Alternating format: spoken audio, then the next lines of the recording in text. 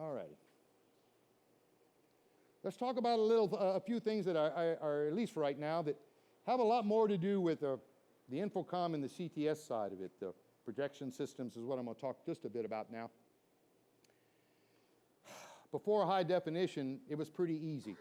Once 35 millimeter slides went away, I mean, their aspect ratio was 3:2. But then after that, we were using NTSC video and we're using film. Everything was 4:3. We never had to make anything. We made all of our assumptions on farthest and nearest viewer based on the width of the screen. That's all changed. Infocom did a study of 30 computer manufacturers and found out there were 14 different aspect ratios on laptop computers. So now we no longer use the width of the image as our basis for nearest and farthest viewer. We're using the height. So that's kind of changed the way we had done things for the last 20 or 30 years. And it all depends on content. Boy, it's getting harder now. It's not just the screen itself about distance, it's what is the task.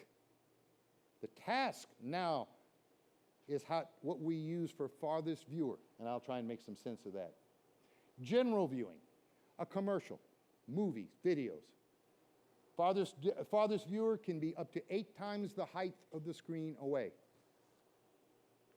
Detail viewing with clues, like a web page. We know it's a web page, it's written in English, it's something that we have enough clues to be able to understand what goes on.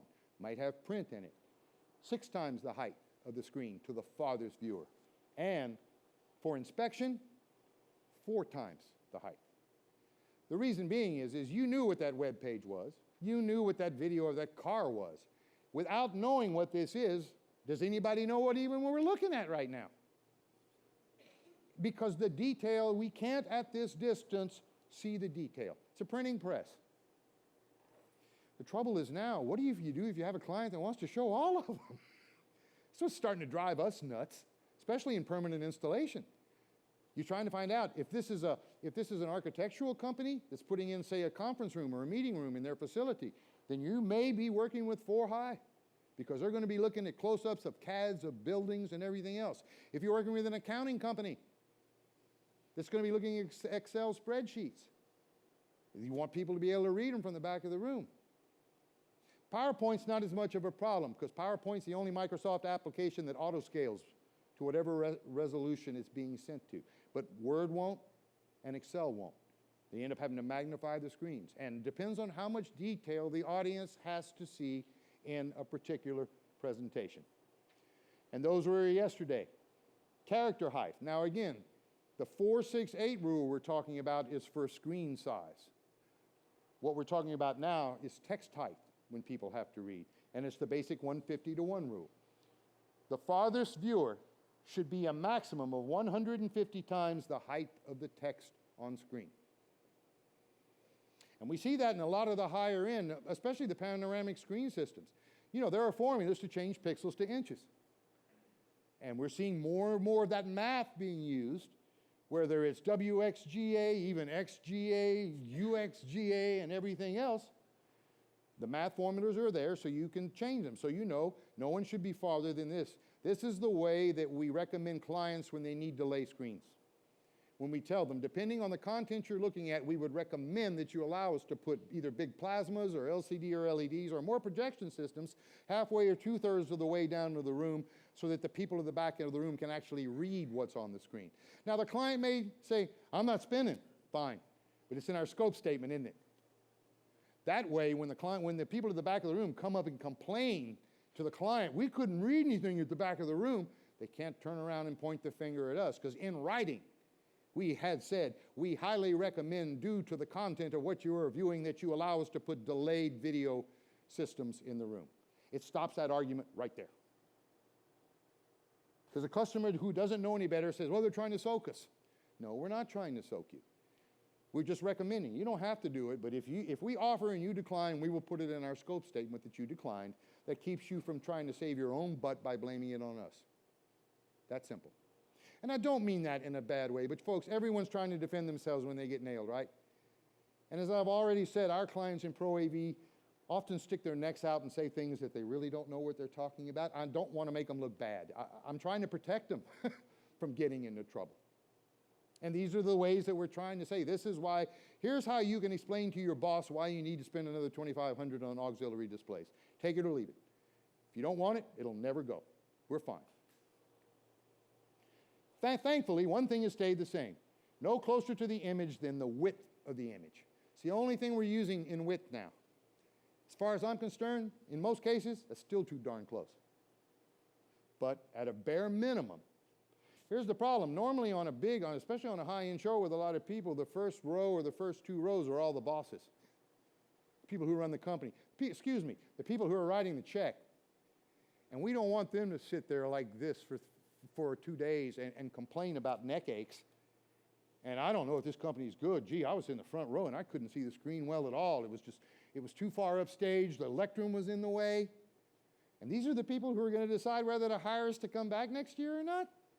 Again, here we're dealing with human nature now, not so much the equipment side of things. There was that neck-breaking thing. You want to try and have 15-degree max inclination to the center of this image when possible. We know it doesn't always work, and it's never going to always work, but that's what we're shooting for, and no higher than 30-degree viewing angle to the top of the screen.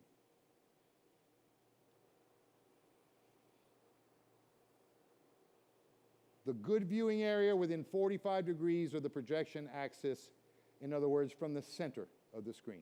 That's what we're trying to do. We're not always totally able to do it that way, but that's what we're shooting for. We want our audience within a 45 degree of center axis or 90 degrees from the middle of the screen. Worst case, the acceptable area, 45 degrees off axis from the sides of the screen. Andre, why are we making such a big deal about this? Well, I don't have a document camera to show you, but when you're within that cone, when you're in that good cone, that 90 degrees, circles are still circles. The farther you move off axis, what happens to anything circular? It starts going oval on you. And if you're doing design things like automotive design or physical design, the people on the side are just going to be, is that round or is that an oval? It distorts the image from the visual plane. We're going even farther than that. This is stuff we're collecting from our members. When you are setting a stage, how do you know the first two rows are going to be able to see past the lectern? What if the stage is 5 feet high and you've only put people 8 feet out? How far away from the stage? See, that's why I say you shouldn't be any closer than the width of an image, but many times on a large show, I'm a hell of a lot farther out than just the width, because they got to be able to see over a 4-foot stage and someone speaking at a lectern and still be able to read the screen. So these are things we are working on now. That 150-to-1 rule, the 468, a lot of that was derived from we didn't make that up. We have been doing a lot of research with Department of Defense and Department of Transportation. We went to the Department of Transportation and it says, how big do the letters on a sign have to be for an exit off an interstate that you can see within 1/8 of a mile and have enough time for the brain to process the fact that it says an exit sign and be able to control your automobile and get it off? That's where we got the first round from. And they were the ones that telling us that X number of feet, the text size needs to be this high for the brain to react and exit your car from the interstate. All right? That was one of the ways.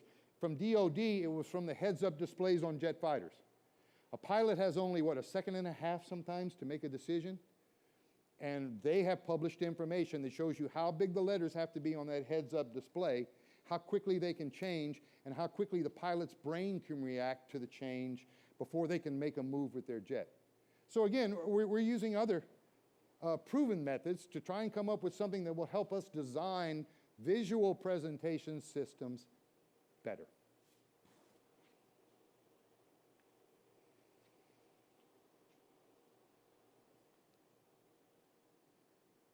No one should be up there hanging anything unless they know what they're doing. Gee, Andre, what an open-ended statement. There are no licenses for portable rigging. The only license or stamp I'm aware of is for high steel riggers. But we do what was essentially 40 years ago called circus rigging, temporary rigging. When I started in the business in the 70s, we had McManus was our rigging company. They were circus riggers. These were the people who put up tents and hung trapezes because there was nobody else actually hanging stuff from the ceiling back then. We were all floor stacking it. When the rigging came, we first went to circus riggers before the science and art of portable rigging finally came to bear.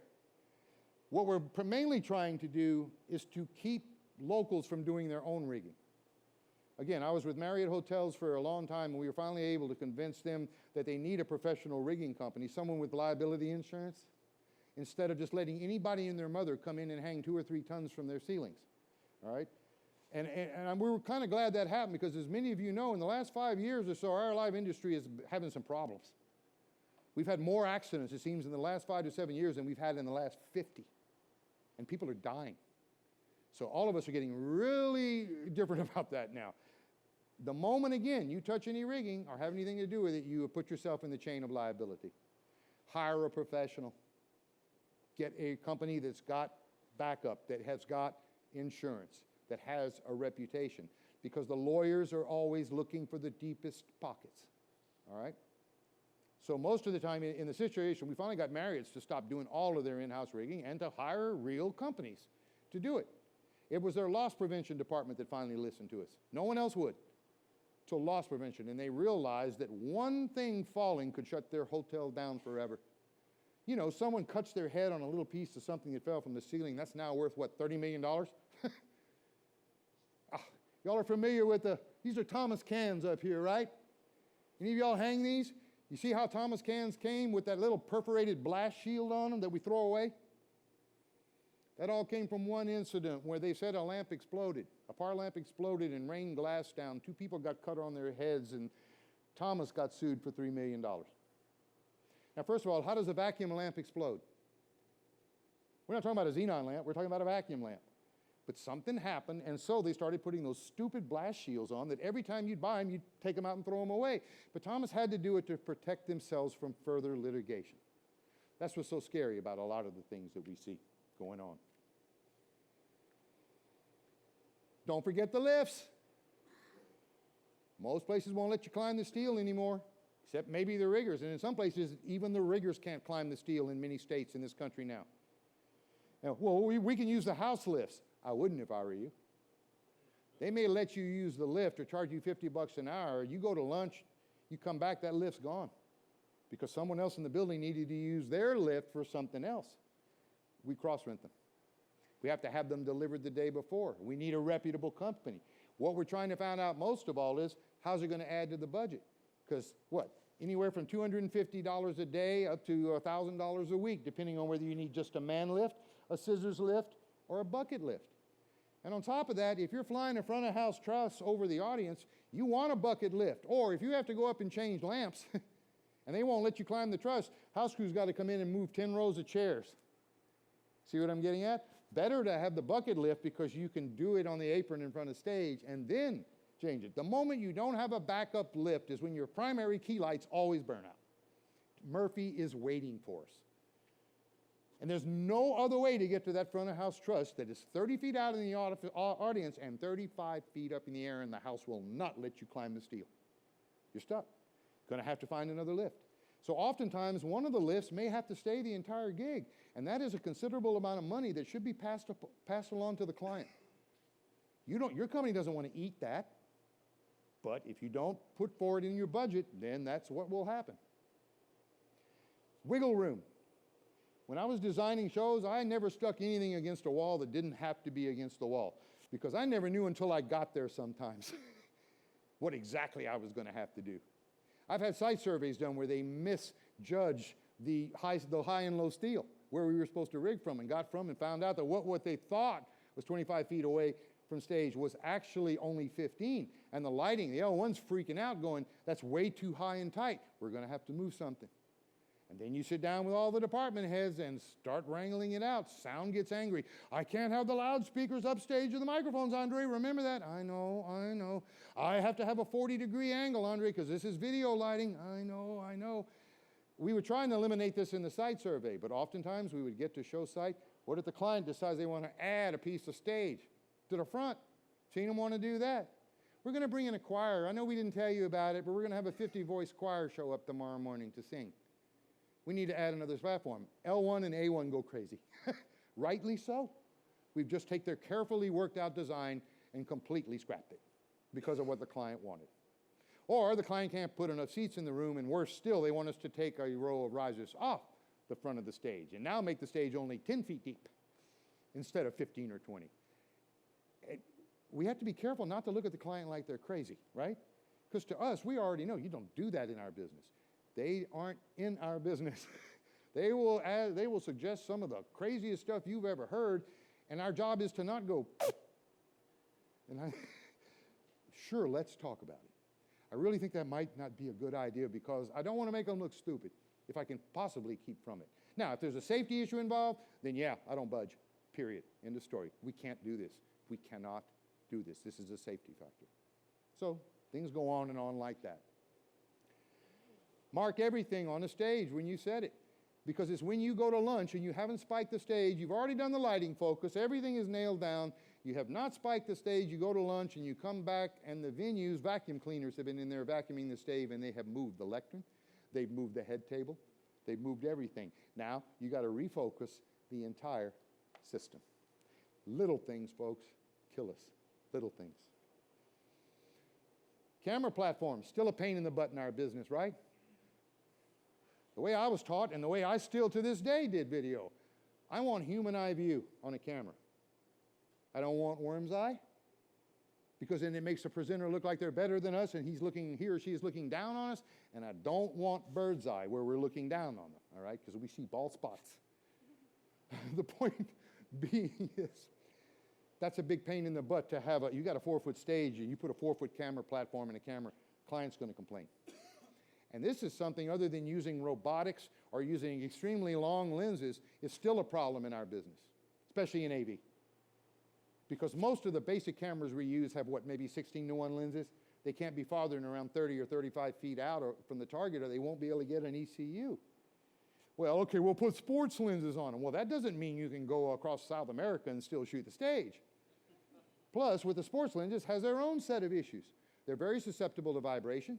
You have to float camera platform. If you got a 50:1 lens 90 feet back and the operator's on the thing, anytime he or she hiccups, burps, breathes, or passes gas, you're going to see it on the screen because they're so sensitive.